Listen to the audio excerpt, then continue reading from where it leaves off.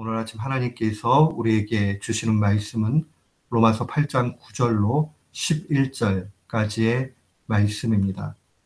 로마서 8장 9절부터 11절 말씀, 우리 한 마음으로 주의 말씀 함께 봉독토록 합니다.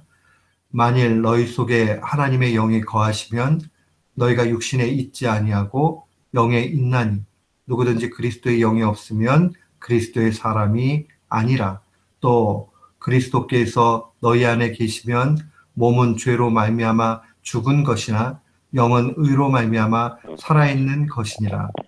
예수를 죽은 자 가운데서 살리신 이의 영이 너희 안에 거하시면 그리스도 예수를 죽은 자 가운데서 살리신 이가 너희 안에 거하시는 그의 영으로 말미암아 너희 죽을 몸도 살리시리라. 아멘. 저는 오늘 본문 말씀 로마서 8장 9절로 11절 말씀을 통해서 성령 안에서 소망을 가지라 라는 제목으로 주의 말씀을 선포하도록 하겠습니다. 실존주의 철학자였던 키에르 케고르가 이런 이야기 있습니다. 절망은 죽음에 이르는 병이다. 모든 사람은 소망이 없어지면 그 삶에 치명적인 어려움이 오기 마련입니다. 이 절망의 끝이 보이지 않고 절망이 더욱 크게 되면 인생은 결국 생을 마감하려고 하는 그러한 상황으로 나아가게 됩니다. 삶의 의미를 가질 수 없고 무기력증에 시달리게 만드는 것이 바로 소망을 가지고 있느냐 없느냐 하는 데 있습니다. 그냥 우리 죽지 못해 살아요 라고 그렇게 이야기하는 것도 일종의 소망이 없는 그냥 절망의 상태의 표현이라 볼 수 있습니다. 이 키에르케고르의 말은 단지 세상 사람들에게만 해당하는 것이 아니라 우리 신자에게 있어서도 분명히 절망은 큰 문제를 야기합니다. 바울 사도도 고린도전서 15장 부활절에서 부활장에 이렇게 증거합니다. 그리스도께서 만일 다시 살아나지 못하셨으면 우리가 전파하는 것도 헛것이요 또 너희 믿음도 헛것이다. 결국 우리가 열심히 믿는 것, 복음을 전하는 것, 이것도 그리스도의 부활이 없으면 아무것도 아니라는 겁니다. 신자에게 있어서 가장 큰 이 소망 없음의 문제는 부활의 실제성, 부활의 능력을 믿지 못하는 데서 나타납니다. 그리스도의 부활이 사실이 아니면 구원도 없고요. 영생의 소망도 가질 수 없습니다. 믿음은 다 거짓이 되고 말고 절망으로 떨어지게 됩니다. 그래서 오늘 본문의 11절도 그리스도 예수를 죽은 자 가운데 살리신 이가 너희 안에 거하시는 그의 영으로 말미암아 너희 죽을 몸도 살리신다. 결국 우리의 영생의 소망, 가장 큰 이 소망도 결국 성령 안에서의 참된 소망일 수밖에 없다는 겁니다. 성령 안에서의 참된 소망이라는 게 무엇을 얘기합니까? 그것은 예수 그리스도의 부활을 의미하는 겁니다. 그러니까 하나님께서 예수 그리스도를 부활시키신 그 사건이 성령으로 말미암아 우리 속에 미치게 되고 결국 우리는 예수 그리스도의 부활을 바라보면서 우리도 죽은 이후에 분명히 부활한다는 참된 소망을 바라보게 됩니다. 사랑하는 성도 여러분, 우리가요, 이건 뭐 장차 올 일이네 이렇게 생각하는 것이 아니라 이 소망을 근거로 이 땅 가운데 삶의 소망도 신자에게는 나타난다는 겁니다. 부활의 능력의 소망이 우리 속에 없으면 이 땅 가운데서의 우리의 삶도 아무런 의미를 갖지 못합니다. 세속적인 소망과 성령 안에서의 소망은 근본적으로 다릅니다. 세속적인 소망이라는 것은 가능성, 준비해서 발견하고자 하는 욕망이 있습니다. 그 사람이 이렇게 준비가 잘 돼 있구나. 그 사람은 그런 큰 일을 할 만한 가능성이 있어 라고 하면 그 사람 소망 있네 라고 그렇게 이야기합니다. 가능성이 없어지면 소망도 사라지게 되지요. 그러니까 눈으로 보여지고 있는 그러한 상황들 속에서 판단할 때에 가능성이 없어 보이면 소망은 없어집니다. 그런데 성령 안에서의 소망은 육신이 죽을 때에 하나님의 기적으로 나타납니다. 곧 10절 말씀에 보면 죽으면 곧 살게 된다는 겁니다. 역설이죠. 부활의 소망이 바로 그런 거예요. 부활이라는 것은 죽음을 전제로 합니다. 죽지 않으면 다시 사는 일이 없지요. 똑같습니다. 오늘 본문에 있는 우리의 소망은 세속적인 소망, 그 가능성이 있네, 준비가 되었네, 눈에 보이는 게 조금이라도 있네, 그거 가지고 소망을 추구해 나가는 것이 아닙니다. 완전히 우리가 비어지게 되고 우리가 죽게 될 때에 하나님의 손을 의탁하게 됩니다. 그래서 오늘 본문의 9절부터 11절의 말씀의 진술은 이러합니다. 9절은 누가 그리스도인이냐, 그리스도인의 참된 표에 대해서 증거하면서 대면에 성령님이 계시면 그리스도인이라고 바울은 진술합니다. 그리고 10절에 보면 그리스도께서 신자의 영을 살리신다는 거죠. 우리의 영은 죽게 되고 우리의 몸은 죽게 되고 우리의 영은 살게 되는 거죠. 그리스도께서 우리 안에 계시면 몸은 죄로 말미암아 죽습니다. 그러나 영은 예수 그리스도의 의로 말미암아 살아나게 되는 겁니다. 여기서 10절에 나타난 몸이라는 말이 소마라는 말로 되어 있습니다. 이미 주의 말씀을 선포했지만 이 헬라어 말 가운데 몸을 표현하는 말, 육체라는 말을 표현할 때 사르스라는 말하고 소마라는 두 가지 말을 사용을 합니다. 이 사르스라는 말은 더 많은 경우에 육체의 본질, 본성에 대해서 표현을 합니다.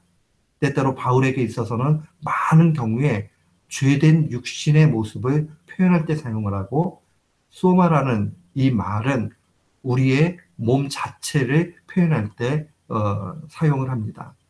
그런 의미에서 보면 그리스도께서 너희 안에 계시면 몸은 죄로 말미암아 죽는 것이나, 여기서 이 몸은 다른 게 아니라 결국 우리의 육체 자체가 죽게 된다는 거죠. 플래시, 이 고깃덩어리 육신이 죽게 됩니다. 그러나 영은 그리스도의 의로 말미암아 살아나게 된다는 거죠. 결국 이 말씀이 우리에게 주는 것은 우리의 육신의 죽음 자체가 절망이 아니라 그 가운데 우리는 소망까지 볼 수 있어야 한다는 겁니다. 그래서 그런 11절에 예수 그리스도의 영으로 말미암아 너희 죽을 몸도 결국은 살리게 된다라고 선언합니다. 성령으로 말미암아 예수 그리스도의 부활의 모범이 곧 우리의 부활과 영생의 소망이 되는 겁니다. 죽음은 곧 소망으로 나타납니다. 그러니 이것을 우리의 삶에 적극적으로 적용해야 됩니다. 사람들은요, 잘 살아가다가 어려움을 직면하고 가능성이 없어지는 것 같고 절망의 상황에 빠지는 것 같은 그러한 시험이 오게 되면 금세 소망이 달아나지게 되고 하나님을 바라보지 못하고, 야, 나 이거 하나님 앞에 완전히 다 소망 없는 자가 됐네 라고 절망을 합니다. 그러나 주님의 말씀은 우리에게 죽게 되면 산다라고 그렇게 말씀해 주십니다. 나의 육신, 그런 자랑, 욕망, 할 수 있음에 대한 확신이 버려질 때에 참된 소망이 나타납니다. 사랑하는 성도 여러분, 우리가 이 땅 가운데 살면서 장차 올 영원한 그러한 영생의 부활을 누리고 또 살아가는 사람이라면 동시에 이 땅 가운데서도 부활의 소망 가운데 살아야 됩니다. 그것은 바로 우리의 육신의 자랑과 할 수 있음에 대한 확신이 없어져서 마치 가능성이 다 사라져서 절망인 것 같이 보일 때에 오히려 소망을 볼 수 있어야 됩니다. 언제 우리는 그렇게 소망을 볼 수 있습니까? 그것은 바로 예수 그리스도의 부활의 실제를 묵상해 나아갈 때에 우리 속에 힘이 나타나게 됩니다. 예수님도 죽으셨지. 죽고 나니 하나님이 살리셨지. 하나님이 살리시고 나니까 그 능력 가운데 우리를 통치하시고 우리 안에 성령님 계시니 예수님의 부활이 곧 나의 부활이 된다 하는 그것을 마음속에 계속 간직하게 되는 겁니다. 사랑하는 성도 여러분, 예수님의 부활은 저 멀리 떨어져 있는 것이 아니고 또 우리가 죽은 이후에야 오는 것이 아니고 그의 부활은 이 땅 하루하루를 살아가는데 우리에게 소망의 보증이 됩니다. 따라서 우리 살아가면서 어려움이 있어요? 슬픔이 있어요? 절망이 있어요? 구렁텅이에 빠졌습니까? 그때에 묵상해야 되는 것. 예수님이 부활하셨구나. 그러니 죽음에서 생명으로 건짐을 당해가 하나님 앞에 큰 소망이 됐듯이 예수 그리스도의 소망이 곧 나의 소망이요. 내가 죽게 될 때에 오히려 살게 되겠구나 하는 그 능력을 봐야 하는 겁니다.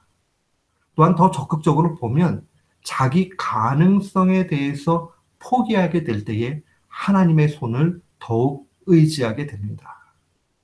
사람은 연약해서 내 주머니가 두둑해지고 내가 뭐 할 수 있는 가능성이 조금만이라도 있게 되면 하나님 의지하지 않습니다.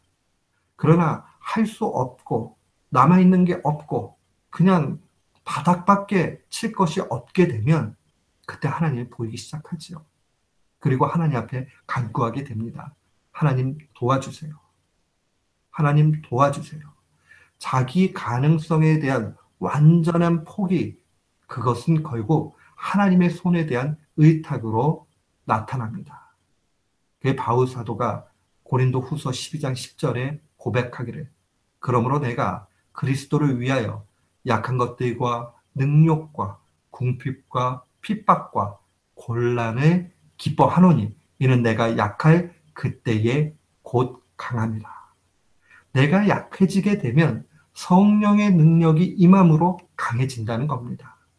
그러니 내 가운데 건강을 잃고 내 가운데 정말 어려움이 오고 능력이 오고 핍박이 오고 약한 모든 것이 드러나게 될 때에 신자는 예수 그리스도의 부활을 바라보면서 아하, 하나님이 이 약한 가운데서 결국 강함으로 인도해 가시겠구나. 그 믿음과 소망을 가지고 나아가는 겁니다. 사랑하는 성도 여러분, 신자에게 있어서 약함은 기쁨의 제목이 됩니다. 혹시 요즘 생활하시면서 무기력하고 힘들고 나약하고 소망 없다 느끼시는 분들 계십니까? 만약 그렇다면 예수 그리스도의 십자가의 능력, 부활의 실제를 분명히 묵상하면서 아하, 이제 하나님의 손만이 남았구나 라고 오히려 기뻐하시기 바랍니다. 그 가운데 하나님의 능력은 분명히 나타납니다. 오늘 이 말씀 마음에 간직하면서 날마다 기쁨 가운데 승리하는 우리 모두가 되시기를 주님의 이름으로 축원합니다. 아멘.